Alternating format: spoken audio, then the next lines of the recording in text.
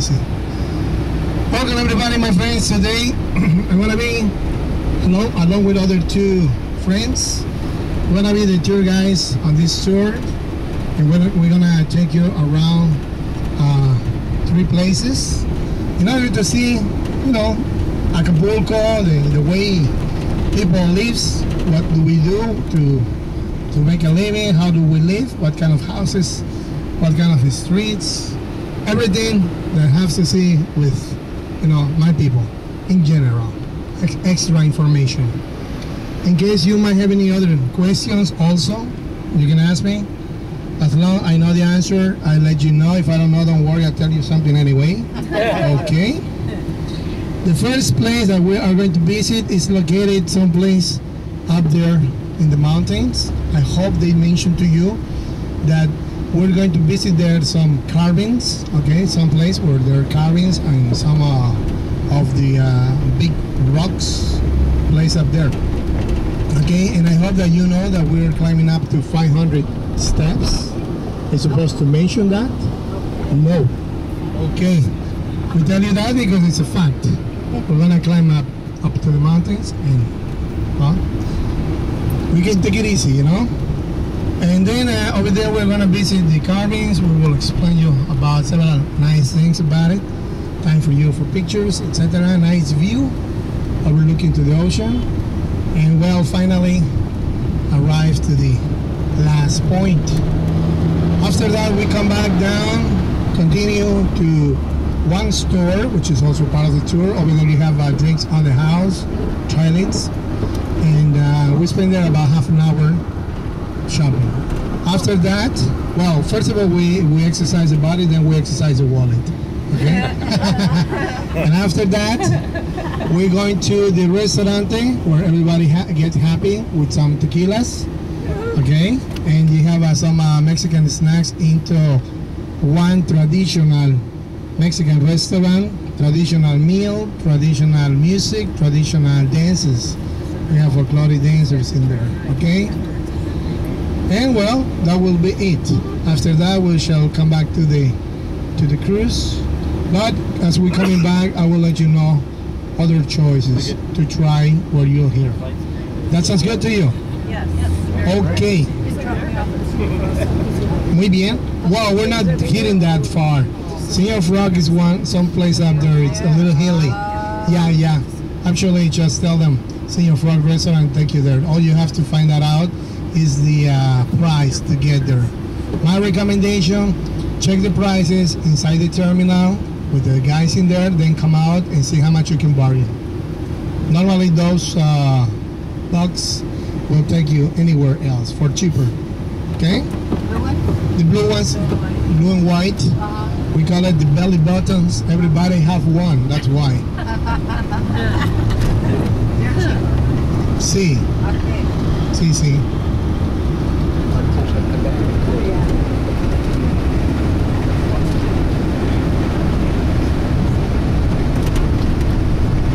So this is what we call the main boulevard.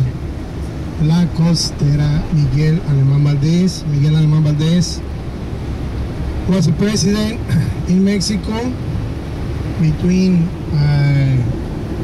1946 to 1952. He's the one who enlarged this boulevard back in those years, and he's the one also who allowed the first international companies to come to Mexico and start opening all kind of business, such as hotels, restaurants, stores, etc. You know, and that's how the city developed. So we started getting business with everybody else. Started the boom in 1950s, 52. Starbucks? No, that one got here about 6 months ago. Oh, really? It's brand new. Yep. Oh, sorry. I'm from Seattle. Oh, speaking of that, where are you coming from? I should have asked you before. How many people today from USA, for example?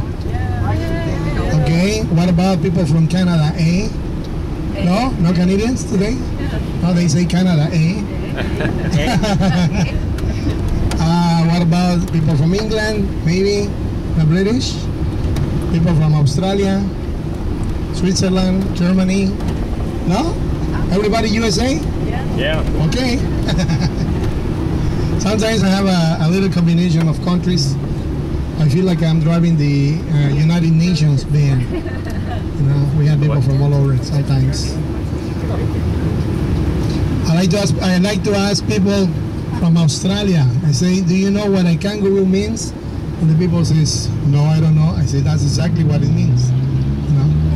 And somebody arrives to Australia and asks, what is that animal? The guy from there says, I don't know. He said, kangaroo. And they end up calling kangaroos, I don't know. In Mexico, something like that happens when they arrive to Mérida, Yucatan, the peninsula where Cancun is. They say, hey, how do you call this place? And the guy said, I'm not from here. He said, Yucatan. And they call it Yucatan. So I wonder how many names are like that in the world, you know? Meaning something else. This is next boulevard, next to the tourist boulevard. And this is basically where most of the Mexicans have their business. Around this area, you don't see tourists at all. The only ones around here, either they are on tours with me or lost. But normally, this is not a tourist area. Mostly Mexican business for Mexican people. But that doesn't mean that you can come around and walk around, yeah. Over here, the only problem is that not always everybody speaks English, you know, or German, French, Italian, all different languages, not always. But even though the people don't speak other languages, they are still friendly. They can tell that you are tourists. Oh, yeah. So they come over and say, oh yeah. If they understand the name of the place that you're looking for, they even walk to you there, you know. So people are very, very friendly in general. Yeah. Everybody here standing in the corners for the city buses, taxis. Stores normally will be closing in about 7 minutes. Oh, yeah? We take siestas. See, siesta normally eats from 2 to 4, 2 hours. Siesta is a Spanish tradition that we learn also, and we take it just like that because it's the hottest time of the day. It's when you know, basically people are hungry, etc. And because many people really take siestas. They're a little stressed out, you know. So then again, You're gonna take a siesta while we wait? No. Some people don't take siesta sometimes, like myself today. Then again, whenever the people are single, they take siestas. Whenever they're married, they take a fiesta. We call it fiesta cuchi cuchi.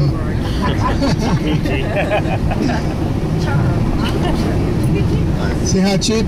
Less than $1 for one, how do you call dozen or more. Depending. Sometimes they have a can, sometimes they have a plastic bag all packed with $7. Sometimes they have 20, $1. Less than $1. See the kids wearing uniforms? All the schools, they make them wear uniforms. And the kids. Right now, they just finished one shift. We have a school in Mexico from 8 to 1, one group. From 2 to 7, a second group.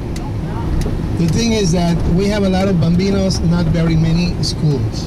And that's why they share them. You know, they change students and teachers. Look at this girl, for example. Depending on what school they go, depends the uniform color. Okay? And in this case, the uniforms are mandatory for everyone, so that way everybody looks equal. No matter if they're poor, medium class, or rich, they all look the same. You cannot tell the difference. You know, the only time you can tell the difference is when the mama or papa arrives with a BMW car, then you know. But otherwise, in the school, you cannot tell the difference. The other reason why they have to wear uniforms is because that way it's a good saving for parents. They don't have to spend money in colors all the time. You see? 1 or 2 or 3 uniforms will be enough for all year round.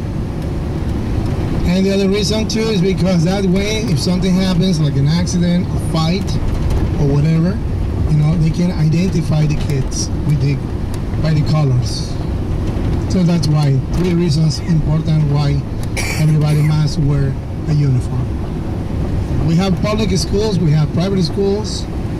Public schools is all free. At the beginning of the year, the only thing they have to pay only it's $20 cooperation in order to do repairs in the school, such as painting, fixing, buying furniture, etc. That will be used for that.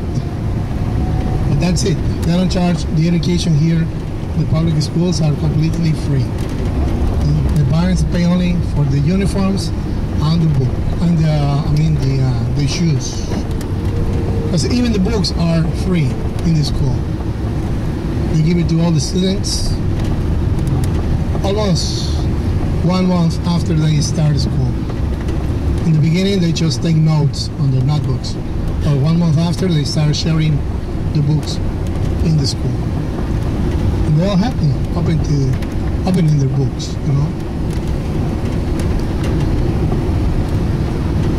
Over here you get to see there's a lot of garages. Now, this is not exactly a selected area only for rich people or medium class. Look, see, you find sometimes small shops, people who live like that, and everybody has the right to live here. Okay?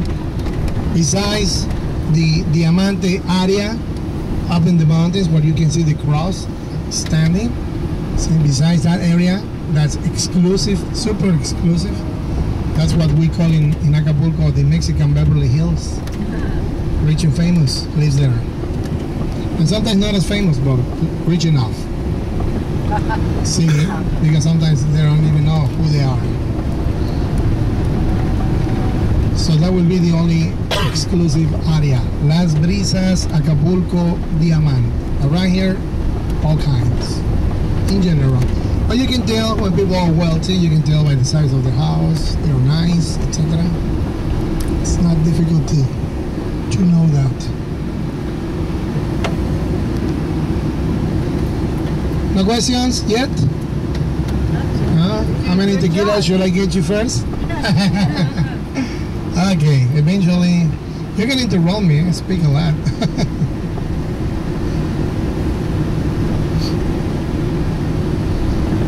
It is very common to see trees on our backyards or in the house.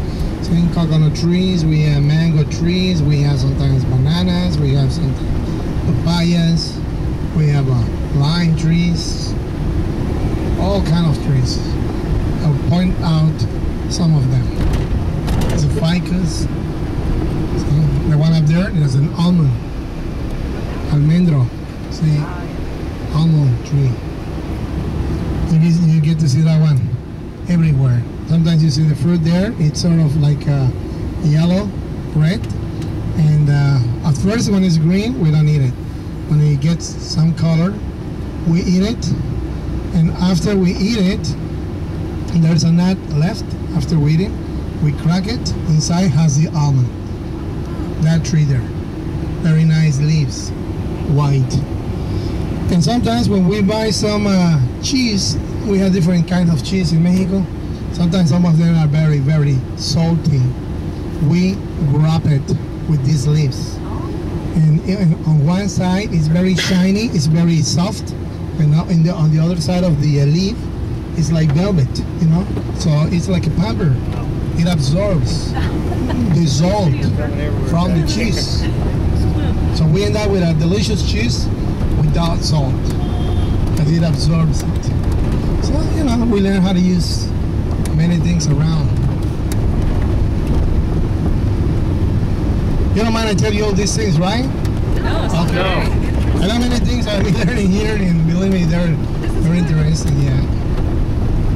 Okay, I'm gonna tell you what to do, what not to